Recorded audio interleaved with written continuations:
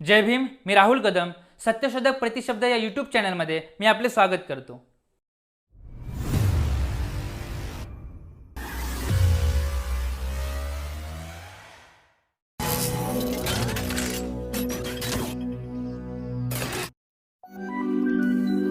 दोन 2024च्या लोकसभा निवडणुकीत भाजपला पराभूत करण्यासाठी उभ्या राहिलेल्या इंडिया आघाडीचा प्रवास जागा वाटपापर्यंत आलेला आहे.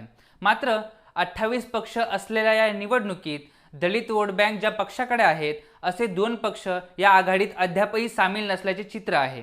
त्यामुळे येत्या निवडणुकीत दलित मते इंडिया आघाडी कशी साधणार असा प्रश्न विचारला जात आहे. मायावतींचा बहुजन समाज पक्ष आणि महाराष्ट्रातील ॲडव्होकेट प्रकाश आंबेडकर यांची वंचित बहुजन आघाडी हे दोन्ही पक्ष इंडिया आघाडीचे भाग झालेले नाहीत. मुंबईत इंडिया आघाडीच्या बैठकीच्या आदल्या दिवशीच मायावतींनी पत्रकार परिषद घेऊन 2024ची लोकसभा निवडणूक स्वतंत्रपणे लढण्याचा निर्णय जाहीर केला आहे. याचा अर्थ मायावतींचा बहुजन समाज पक्ष इंडिया आघाडीत सामील होणार नसल्याचे स्पष्ट आहे. मात्र महाराष्ट्रात ॲडव्होकेट प्रकाश आंबेडकर इंडिया आघाडीत सहभागी होण्याच्या भूमिकेचे आहेत.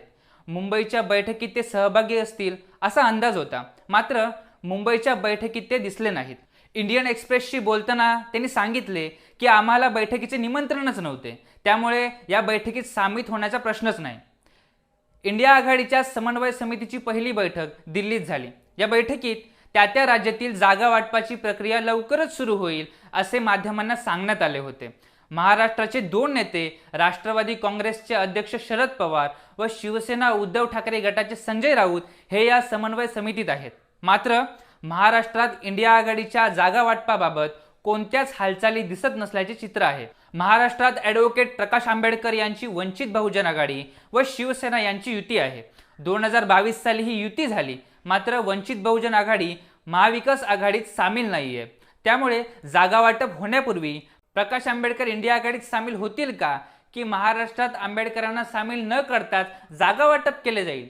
असे झाले तर शिवसेना व वंचितच्या युतीवर त्याचे काय परिणाम होतील असे अनेक प्रश्न आहेत. या सर्व प्रश्नांची उत्तरे काल ॲडव्होकेट प्रकाश आंबेडकर यांनी विस्तृत पत्रकार परिषद घेऊन दिली आहे. या पत्रकार परिषदेत इंडिया आघाडीत सामील होण्याबाबत ॲडव्होकेट प्रकाश आंबेडकरांची वंचित बहुजन आघाडी ही इंडिया आघाडीत सामील होण्याच्या भूमिकेची असल्याचे सांगितले. मात्र काँग्रेसने योग्य तो प्रतिसाद दिला नाही, तर लोकसभेच्या सर्वच्या सर्व म्हणजे 48 जागा लढविण्याची तयारीही असल्याचे त्यांनी सांगितले. भाजप RSSने पुढील 5 वर्षासाठी ज्या योजना तयार केल्या आहेत त्या देशासाठी घातक आहेत. त्यामुळे भाजपला पराभूत करणे ही आमची प्राथमिकता आहे. म्हणून आम्ही इंडिया आघाडीचा भाग होऊ इच्छितो. त्यासाठी प्रस्ताव 1 सप्टेंबर रोजी काँग्रेसचे अध्यक्ष मल्लिकार्जुन खरगे यांना दिला आहे. मात्र त्यांच्याकडून आज अखेर कोणताही प्रतिसाद आला नाहीये. आम्ही काँग्रेससाठी चर्चेची दारे बंद केली नाहीयेत. मात्र आम्ही लोकसभेच्या सर्व जागा तेवढ्याच ताकदीनिशी लढवण्याची तयारी करीत आहोत. आम्ही अजून असं जसं म्हणालोय की 48 जागींची आमची तयारी आम्ही सुरुवात केली. म्हणजे उद्याची पाळी आमच्यावरती आली की इलेक्शन लढा, तर आम्हाला फॉक्सपॉज व्हायचं नाही, आम्हाला तयारी करून राहायचं आहे. पण मी जसं म्हटलं की आमचं पहिलं टार्गेट काय आहे या सगळ्या ह्याच्यामध्ये, आमचं पहिलं टार्गेट आहे टू डिसलॉक RSS BJP गव्हर्नमेंट. हे आमचं असणारं टार्गेट आहे. त्याच्यामुळे उद्याचं असं म्हणून म्हटलं की काँग्रेसने उद्या म्हटलं की प्रस्ताव आम्ही असणारा बसायला तयार आहोत, आम्ही ओपन आहोत. आम्ही आमचे दरवाजे बंद नाही केलेत, पण ओपन राहून आम्ही तयारी करायचं नाही असं नाही. या पत्रकार परिषदेत ॲडव्होकेट प्रकाश आंबेडकर यांनी आपल्या रोखठोक शैलीत विविध राजकीय मुद्द्यांवर पत्रकारांशी संवाद साधला. या पत्रकार परिषदेत इंडिया आघाडीच्या धोरणावर बोलताना ते म्हणाले, 77ची निवडणूक काँग्रेस विरोधकांनी जी लढवली त्यावेळी त्यांच्यासमोर आणीबाणी हा एकमेव मुद्दा होता. 77 साली विरोधकांना जी स्पष्टता होती ती 2024मध्ये तशी स्पष्टता इंडिया आघाडीत अजून आली नसल्याचे आंबेडकर यांचे म्हणणे आहे. 77च्या निवडणुकीमध्ये मी कॉलेजमध्ये होतो, पण चर्चा ज्या चालल्या होत्या ते मी त्यावेळेस ऐकल्या होत्या आणि त्याच्यावरूनच मी असं हे केलं होतं की 77च्या निवडणुकीमध्ये इमर्जन्सी संपली पाहिजे हा एकमेव हेतू घेऊन सगळे बाहेर आले होते आणि सगळ्यांनी एकत्र येऊन म्हटलं लढलं होतं. तसंच म्हटलं होतं, आता म्हटलं होतं काँग्रेस पक्ष नेमकं 2024च्या निवडणुकींमध्ये कशा रीतीने बघतोय. मोदी आणि भाजप विरोधात काय नेरेटिव्ह उभे करावे हे इंडिया आघाडीला अद्यापही ठरवता आले नसल्याचे त्यांनी सांगितले. त्यांनी स्थानिक काँग्रेस नेत्यांवरही कटाक्ष केला. महाराष्ट्रातील काँग्रेस पक्षामध्ये ज्यांना कोणताही अधिकार नाही किंवा पक्षात ज्यांना कोण गंभीरपणे घेत नाही असे नेते वंचित बहुजन आघाडीने इंडिया आघाडीत तसेच महाविकास आघाडीत सामील व्हावे असे म्हणत असतात. त्यांना फारशी किंमत नाहीये. मात्र त्यातून वंचितच सामील व्हायला तयार नसल्याचा संदेश जाण्याचा धोका असतो. मुंबईच्या बैठकीनंतर वंचितने इंडिया आघाडीत सामील होण्याबाबत कोणताही प्रस्ताव दिला नसल्याचे म्हटले गेले. त्यामुळे आम्ही 1 सप्टेंबरलाच लेखी प्रस्ताव खरगे यांच्या हाती दिला. त्या प्रस्तावात आम्ही स्पष्टपणे म्हटले आहे की आम्ही इंडिया आघाडीत सामील व्हायला तयार आहोत. त्यासाठी ज्या काही अटी असतील त्या अटींसहित आम्ही चर्चा करायला तयार आहोत. मात्र आज अखेरपर्यंत कोणतेही उत्तर आले नसल्याचे ॲडव्होकेट प्रकाश आंबेडकर यांनी या पत्रकार परिषदेत सांगितले आहे. काँग्रेस पक्षामधले ज्यांना अधिकार नाहीत किंवा ज्यांना काँग्रेस पक्षामध्ये सिरियसली घेतल्या जात नाहीत अशांचंच असणारं वक्तव्य त्या ठिकाणी वर्तमानपत्रातून येत आहे. आणि वंचितने इंडियामध्ये किंवा MBAमध्ये सहभागी व्हावं असं त्या ठिकाणी म्हटलं जातं. त्या सर्वांना माझं असणारं आव्हान आहे की 1 सप्टेंबरचं आम्ही लिहिलेलं असणारं पत्र 1 सप्टेंबरचं असलेलं पत्र जे आहे हे पत्र खरगेंना लिहिलेलं आहे. काँग्रेसचे ते अध्यक्ष आहेत. त्यांच्याकडून उत्तर आलेलं नाही आणि म्हणून आमच्याकडून इंडियामध्ये जाण्यासाठी जो काही प्रस्ताव गेला पाहिजे तो प्रस्ताव आम्ही असायला पाठवलेला आहे. मल्लिकार्जुन खरगेंना आम्ही असं एक पत्र लिहिलं होतं. ते त्यांच्या हँड डिलिव्हरी झालं होतं. मेलनीही त्यांच्यावर पाठवलं होतं आणि काँग्रेस पक्षाच्या वेबसाईटवरती सुद्धा पोस्ट करण्यात आलं होतं.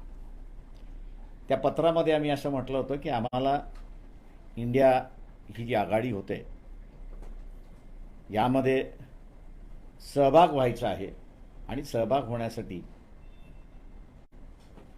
ज्या काही आपल्या अटी असतील त्या सकट आम्ही असं आपल्याशी बोलायला मागतो आहोत. आजच्या तारखेपर्यंत या पत्राला कुठेही उत्तर आलेलं नाही किंवा रिप्लाय आला नाही अशीच असणारी परिस्थिती आहे. त्यांनी यावेळी महाराष्ट्रातल्या काँग्रेस राष्ट्रवादीच्या नेत्यांच्या भूमिकेवरही प्रश्न उपस्थित केले आहेत. महाराष्ट्रात जागा वाटपाची चर्चा सोडाच, पण त्यासाठी किमान एकत्रित येण्याचीही तारीख ठरत नाही याचा अर्थ दाल में कुछ काला असल्याचे ॲडव्होकेट प्रकाश आंबेडकर यांनी म्हटले आहे. त्याचबरोबर काँग्रेसने अडाणी शरद पवार यांच्या संबंधाबद्दलही भूमिका जाहीर करावी अशी मागणी केली. एकीकडे राहुल गांधी अडाणींच्या विरोधात ठोस भूमिका घेऊन उभे आहेत तर दुसरीकडे इंडिया आघाडीच्या समन्वय समितीचे सदस्य असलेले शरद पवार अडाणींना वारंवार भेटत आहेत. या मुद्द्यावर काँग्रेस गोंधळलेली आहे. हा गोंधळ दूर करायचा असेल तर राष्ट्रवादीला अडाणींच्या विरोधात आहात की बाजूला आहात याबाबत जाब विचारायला हवा असेही ॲडव्होकेट प्रकाश आंबेडकरांनी म्हटले आहे. ते मी तेच म्हणालो ना की काँग्रेस पक्षामध्ये प्रचंड मोठ्या प्रमाणात गोंधळ आहे. एका बाजूला राहुल गांधी पूर्ण ताकदीने अडाणीच्या विरोधात आहेत आणि ते आजही आहेत. त्याच्यामध्ये कोणाला शंका घेण्याची त्याच्यामध्ये कारण नाही. पण दुसऱ्या बाजूला आपण असं बघतो की NCPचे असणारे शरद पवार हे अडाणीशी जाऊन भेटतात, बोलतात आणि सगळ्या गोष्टी आणि त्यांच्या बाजूने आहेत. या सगळ्या ह्याच्यामध्ये काँग्रेस पक्ष हे जे तारेवरची जी कसरत करते या तारेच्या कसरतीवरती किती दिवस ते टिकणार आहेत आणि त्या काँग्रेस पक्षाच्या या भूमिकेमुळे चर्चेला वाव असा मिळतोय की काँग्रेस ठोस भूमिका ज्याला आपण म्हणतो, हार्ड भूमिका ज्याला आपण म्हणतो, ही काँग्रेस पक्ष घेऊ शकत नाही आणि ते रिफ्लेक्शन लिडरशिपवरती येते. हे दुर्दैवीची बाब आहे त्या ठिकाणी. त्याच्यामुळे आयदर तुम्ही अडाणीच्या विरोधात आहात किंवा तुम्ही अडाणीच्या फॉर आहात याचा असणारा खुलासा काँग्रेस पक्षाने विचारला पाहिजे NCPकडे आणि त्या दृष्टीने मग त्यांची असणारी राजकीय भूमिका असली पाहिजे. या पत्रकार परिषदेत त्यांनी सेनेबरोबर युती कायम असल्याचे स्पष्टपणे सांगितले आहे. जागा वाटपाची चर्चा सुरू होईल की नाही, कधी होईल माहीत नाही. मात्र शिवसेनेची जागा वाटप झाले की सेना आणि वंचितची जागा वाटपाची प्रक्रिया सुरू करता येईल असा संदेश उद्धव ठाकरेंना दिला असल्याचे ॲडव्होकेट प्रकाश आंबेडकरांनी पत्रकार परिषदेत सांगितले. आणि तिघं मिळून ज्या बैठका त्यांचे जे असणारे एकत्र येऊन जी समझोत्याचा फॉर्म्युला झाला पाहिजे तो मला असणारा त्या ठिकाणी दिसत नाही आहे. आणि त्यामुळे त्यांच्या समझोता न झाल्यामुळे सेनेच्या वाट्याला येणाऱ्या सीट्स कुठल्या ह्याच डिसाईड नसल्यामुळे आमच्या असणारं बोलणी थांबलेली आहे. मात्र कोणी कोणाशीच युती करणार नाही असे गृहीत धरून आम्ही सर्व जागा लढवण्याच्या तयारीला लागलो असल्याचे त्यांनी यावेळी सांगितले. यासाठी पहिल्या टप्प्यात महाराष्ट्राचा दौरा करणार असल्याचे त्यांनी सांगितले. या दौऱ्यात सातारा, बीड, नाशिकमध्ये सटाणा या ठिकाणी जाहीर सभाही घेतल्या जाणार आहेत. लातूरला पहिली सभा होईल असे त्यांनी सांगितले. इंडिया आघाडीत सामील जरी केले नाही तरी येत्या निवडणुकीत पक्षाचे कोणतेच नुकसान होणार नसल्याचे त्यांनी एका प्रश्नाला उत्तर देताना सांगितले.